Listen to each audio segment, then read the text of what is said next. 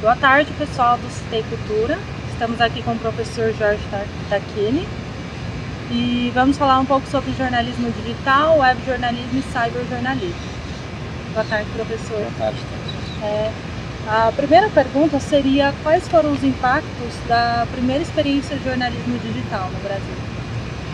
Bem, na verdade não existe uma primeira experiência, foram várias experiências que foram sendo feitas ao longo do tempo, experimentando algumas ferramentas. Por exemplo, na Quatro Rodas, em 97, 98, fizemos uma primeira tentativa de fechamento com foto digital, demorou 6 horas para transmitir uma foto. Tivemos algumas outras experiências no Brasil Online, no Universo Online, que depois se uniram no UOL. Então, na verdade, o jornalismo digital não tem um marco no Brasil. Na verdade, ele foi sendo um aperfeiçoamento de tudo que foi sendo feito. Porque se nós olharmos para o passado, por exemplo, de uma plataforma como o UOL, basicamente os veículos publicavam ali a versão digital das suas próprias publicações. Então não era bem uma experiência digital, era uma experiência de conteúdo na plataforma digital.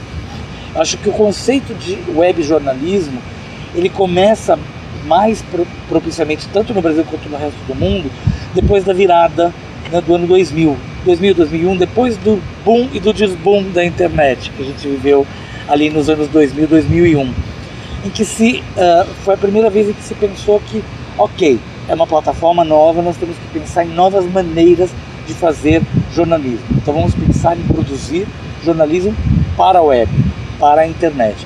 E aí as experiências começaram para valer. Sim. O público da internet, ele é mais exigente ou a gente percebe isso hoje porque tem a oportunidade de... Ele não é mais exigente, ele é mais participativo. Porque um leitor, um telespectador, um ouvinte, ele teria que escrever uma carta, tentar telefonar para a redação, e muitas vezes ele desistia de dar a opinião dele. E hoje isso é muito automático. Porque é muito curioso, que eu sempre falo que não existe um jornalismo de web. Eu acho que o jornalismo é como a medicina, né? As doenças, elas são aquilo que a gente já sabe, e o que a gente ganha são ferramentas novas para investigar uma doença. No nosso caso, novas ferramentas para investigar os fatos e para veiculá-los, dependendo da sua temperatura, dependendo do interesse do seu público. Agora, voltando para a sua pergunta com relação ao público, eu acho que a internet ainda é o melhor lugar para você espalhar um boato, para você plantar uma notícia falsa. Tanto que fake news não é um fenômeno da era do jornalismo industrial, rádio, TV, jornal e revista. A fake news é um fenômeno da internet, onde todo mundo se transformou em emissor, todo mundo se transforma em receptor. Quando você comenta, você se torna um emissor, enfim, e é um modo contínuo da informação. Que muitas vezes as pessoas tiram algo de um contexto e transformam aquilo numa nova notícia, que não necessariamente é o espelho da verdade. Então, nós ainda estamos tentando lidar com essa liberdade, com esse poder enorme que todo mundo tem hoje dentro do universo digital. E como que a gente pode tomar cuidado com os jovens de hoje em dia, que fica muito nas redes sociais com essas fake news? Bem, eu acho que o mais importante é a gente investir em educação. Porque antigamente, todos os veículos da mídia tradicional, digamos assim, se a gente olhar jornais, revistas, TV e rádio, eles tinham um trabalho de formação de público. Então você tinha, por exemplo, no universo das revistas, você tinha lá revistas para crianças, você tinha Recreio, você tinha revistas para jovens e adolescentes, você tinha o Globinho, você tinha a Folhinha, tinha o Estadinho, que era para formar leitores. A televisão tinha programas para formar espectadores, Vila Sésamo e outros, né, Sítio do Pica-Pau Amarelo, que embutiam ali um misto de educação com informação e entretenimento, digamos assim. E na web ninguém está fazendo esse trabalho. Na web é praticamente lazer. Então você tem lazer, entretenimento, serviço e comércio junto com conteúdo sério. Como é que você forma pessoas que são nativas? Eu não sei a sua idade, mas garanto que você é uma nativa da geração da internet. E você não foi preparada, ninguém pensou em te dar ferramental para identificar o que é verdade ou não. Então fica muito difícil. Eu acho que então tem que ter uma educação para o universo digital, né? Da mesma forma que houve no passado com as mídias tradicionais, da era industrial, etc. Então acho que o caminho é esse, sempre é esse. É educar, é formar público, como a gente forma público para teatro, como a gente forma público para cinema. A gente tem que continuar formando público para o bom jornalismo. Saber separar o joio do trigo é uma maneira de você ter interlocutores preparados para receber bom jornalismo e exigi-lo. E a mídia de televisão, impressa, rádio, eles tendem a perder público por conta do jornalismo? Eles perderam muito até aqui. Eu acho que vai existir um momento em que as coisas as forças vão se reequilibrar por uma única questão. A gente vive num país de extremas diferenças econômicas, culturais, sociais. Se a gente olhar para a realidade, por exemplo, das classes C e D, dos rincões do país, eles entraram no consumo de TV nos últimos 20 anos, em que o país investiu em ter energia elétrica em todos os lugares, e os satélites transmitem televisão para todos os lugares. Então o fenômeno que a gente vê hoje, né, quando a gente vê, por exemplo, a pesquisa de hábitos de consumo de mídia do brasileiro, que a Secretaria de Comunicação da Presidência da República faz anualmente, 97% dos brasileiros consomem televisão. É muita coisa. Rádio vem caindo ano a ano. Por quê? Porque a cobertura da televisão cresceu, a televisão chega a todo mundo e melhor, as pessoas têm energia elétrica na casa delas. Então o Brasil vendeu mais televisões, as pessoas estão consumindo mais TV. E no ponto de vista de televisão jornalística, eu acredito que vai existir um certo, não uma acomodação, mas um reequilíbrio de forças. Até porque nós, jornalistas, temos ainda um enorme desafio. Nós não sabemos o que fazer, por exemplo, com o YouTube. E um monte de gente sabe o que fazer com o YouTube. Um monte de gente sabe o que fazer com blogs. E nós não temos a mais vaga ideia do que fazer com blogs. Alguns têm ali coisas bem sucedidas, mas a gente não pode dizer que a gente produz seriamente para o YouTube, que a gente produz seriamente em blogs. Então a gente está meio no 7-1 ainda.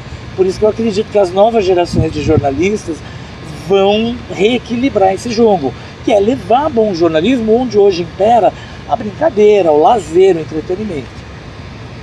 E quais seriam os fatores positivos que contribuem para o crescimento de mercado do jornalismo da web?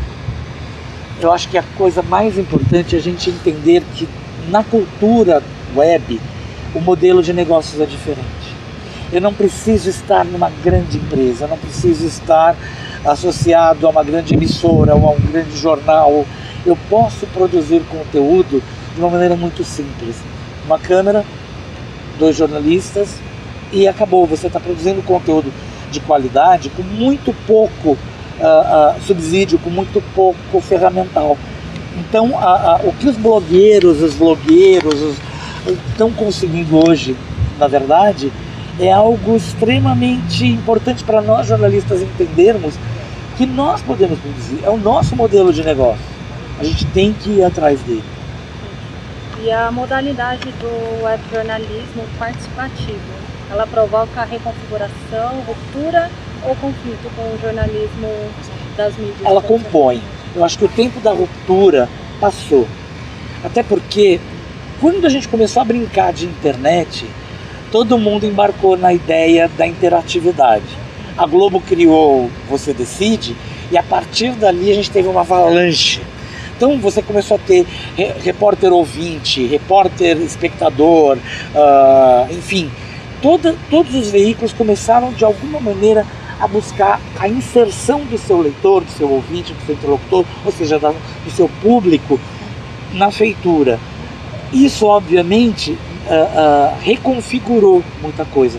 Hoje eu acho que o espaço da web ele é bastante interessante para a gente ver o que funciona na prática, né? O que efetivamente vai funcionar na prática. Então eu acho que a era do conflito passou, agora é a era da composição, porque o que antigamente a gente dependia muito de rádio escuta, nós ouvindo os serviços de bombeiro, de isso, daquilo, e ouvindo a concorrência, Hoje você tem que estar ligado nas redes dos seus ouvintes, dos seus espectadores, dos seus leitores, porque eles também são fontes de informação. Que prognóstico é possível fazer para a mídia impressa em relação à expansão do jornalismo digital? Mídia impressa vai se tornar um nicho, ela não vai desaparecer. Eu acho que a humanidade convive com papel há muito tempo, né? E não vai ser agora. Tanto que assim, eu brinco que qualquer lugar onde você trabalha, quando você recebe um e-mail tem um aviso: pense no meio ambiente, não imprima. Por quê? As pessoas imprimem. E não são só as pessoas da minha geração, as pessoas da sua geração imprimem. E as pessoas da geração que vai vir depois de você vão imprimir. Porque a web ainda tem um enorme problema. É muito difícil catalogar. Porque você está lá, depois é só dar um Google e eu acho de novo. E nós temos uma enorme necessidade, nós humanos, de registrar. Poxa, eu tenho aquele livro, eu tenho aquele recorte, eu tenho aquela revista, eu tenho aquela edição daquele jornal. Que é uma coisa que a web, ela é fugaz. E a gente fala, depois eu procuro pelo Google e eu acho. E nem sempre a gente acha. E eu já me arrependi muito de coisas que eu falei, não vou imprimir porque depois eu vou achar. E hoje eu não acho mais. E aí vai dando uma raiva. Aí eu falo, vou ser anti-ecológico e vou imprimir e vou guardar, né? Então assim, o impresso, por mais que a gente tenha os arautos, o impresso vai morrer. Não, da mesma forma que o cinema não matou o rádio, a TV não matou o rádio, a TV não matou o cinema. Enfim, eu acho que mais é mais. Esse papo de mais é menos, não. Mais é mais. Você tem a opção de ter à disposição diversas plataformas, diversas mídias, por que não? Por que nós, seres humanos, precisamos sempre ter essa coisa de... É uma coisa meio colonizadora, né? Meio Cidade do México. O espanhol vai lá, soterra todas as marcas de quem vivia ali originalmente. Então, o papel não vai morrer. E outra, quem te disse que daqui a 50 anos não vai existir alguma coisa que vai sobrepujar a nossa querida internet? E aí a gente vai estar discutindo daqui a 50 anos, professor, será que a internet vai acabar? Não, não vai. Não vai. Ela vai se readequar, ela vai se requalificar. Os impressos hoje, eles ocupam um espaço que determinam, por exemplo, que o conteúdo que você vai usar para usar papel, tinta, uma coisa industrial, pouco ecológica, caramba, é só o que merece. É só o que merece. Haja vista que assim, os e-books não pegaram. As pessoas querem o livro. Eu quero ter o livro, eu quero sentir o peso, eu quero sentir o cheiro do papel. E eu brinco que essa é a coisa que eu mais sinto falta. Já tentei ler com Kindle. Eu não sei o peso, porque quando eu começo a ler, o peso está na minha mão direita. E conforme eu vou chegando no final, o peso está na minha mão esquerda. E o Kindle não me dá isso. O Kindle é o Kindle, né? Então, o ser humano, nós somos muito ligados na simbologia da passagem do tempo, da passagem das páginas, de virar uma página. Isso faz parte da nossa cultura, ligada ao ato de se informar. Então, o impresso não vai acabar, gente, estou decretando. Como enfrentar o desafio, essa já foi, dos jovens na internet?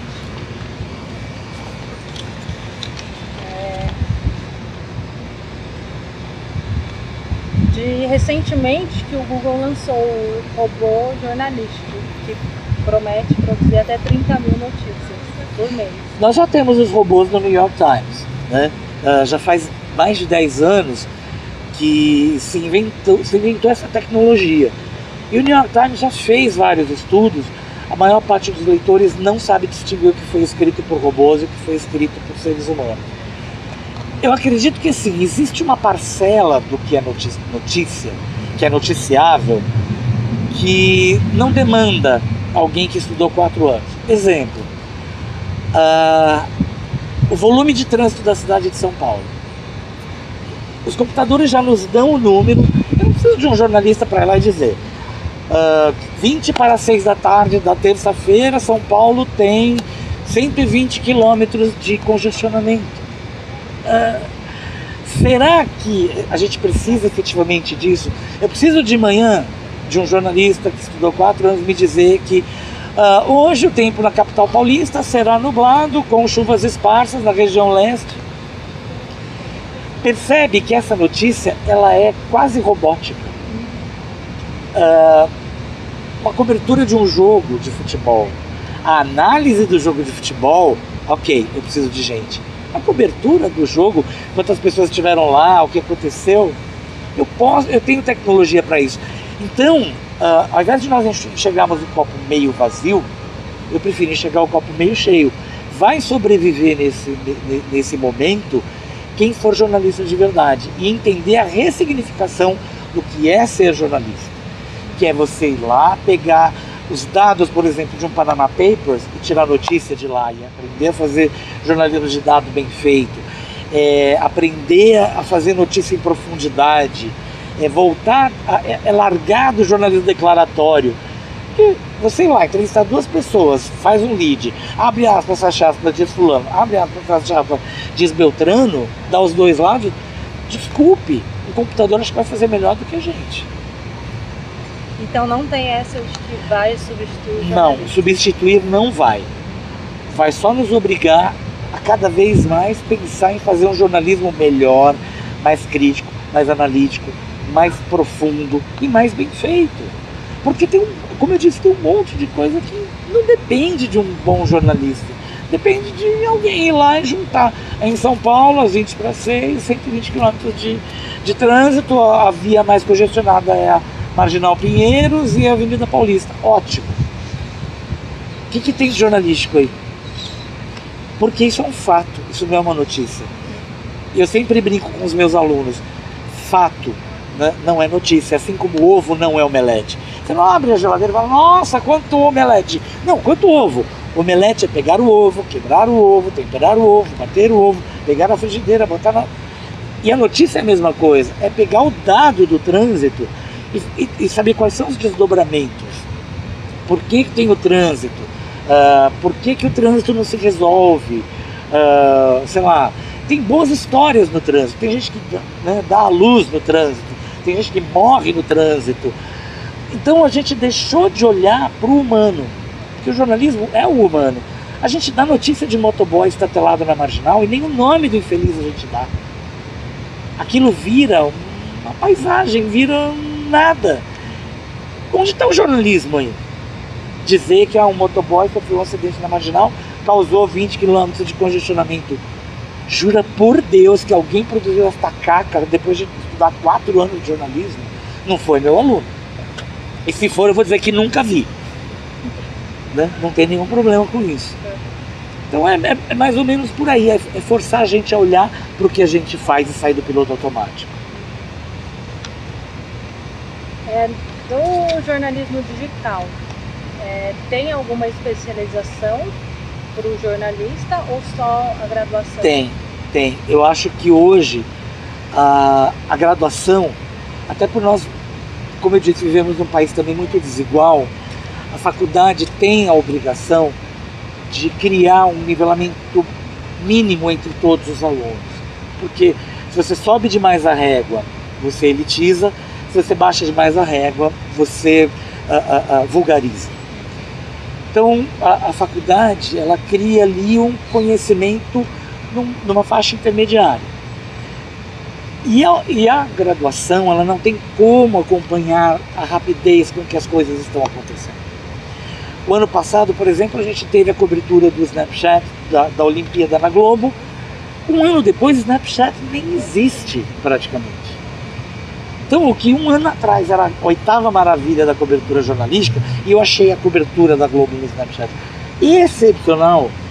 O Snapchat não é para mim, não é da minha geração, mas eu não desgrudava o olho daquele negócio. Era viciante. E aí, quando você pensa assim, então vamos fazer uma disciplina de Snapchat, vai demorar 2 anos. Em menos de um, o Snapchat desapareceu.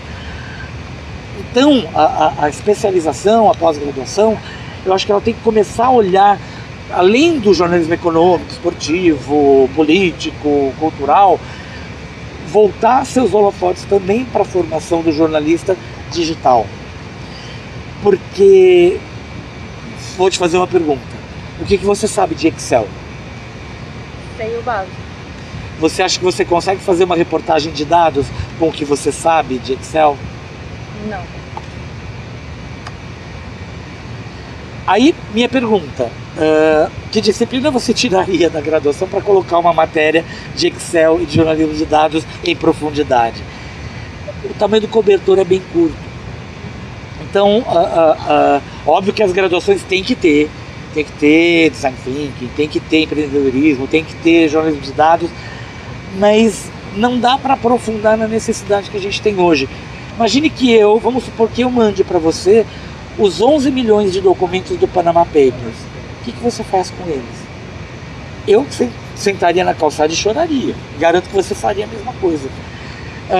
Então perceba que assim, demanda, o jornalismo digital demanda de nós coisas que a gente vai ter que aprender ou na marra ou buscando uma especialização. A última seria, devido às condições atuais do cyberjornalismo, que dificultam a profissão de jornalista de cumprir as funções básicas na democracia. Seria como a crise de mercado, a transformação nos hábitos de consumo da notícia. Qual que seria a sua visão sobre o futuro desse ramo de trabalho? Eu acho que eu já respondi uma parte disso e retomo.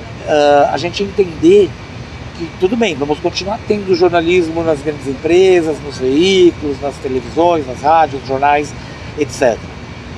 Mas quando o jornalista consegue olhar para a profissão como não um espaço para ele conseguir um emprego, mas para ele desenvolver o seu trabalho quase autoral e transformar isso no seu trabalho, acho que a gente vai enxergar o copo meio cheio.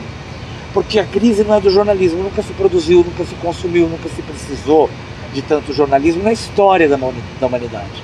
O que a gente produz num dia de conteúdo de informação hoje é mais do que a humanidade já produziu desde que ela surgiu até hoje. É cavalar a quantidade e o consumo. E a gente percebe que, então, existe a demanda, existe o espaço. Agora, nós não sabemos vender o que a gente faz. A gente ainda não sabe. Existe mercado para todo tipo de conteúdo. Para o jornalístico, não. Por que será? E eu sempre pergunto para os meus alunos, como que você espera viver de algo que nem mesmo você consome pagando? Então você tem que olhar para você mesmo e perceber por que eu não pago pela notícia. E que tipo de notícia me levaria a pagar? Esse é o raciocínio. E esse raciocínio é um raciocínio de design thinking, é um raciocínio de empreendedorismo. E não tem nenhum palavrão aí. Tornar jornalismo produto não tem nenhum demérito para o jornalismo. Até porque essa é a sobrevivência. E aí, obviamente, a gente volta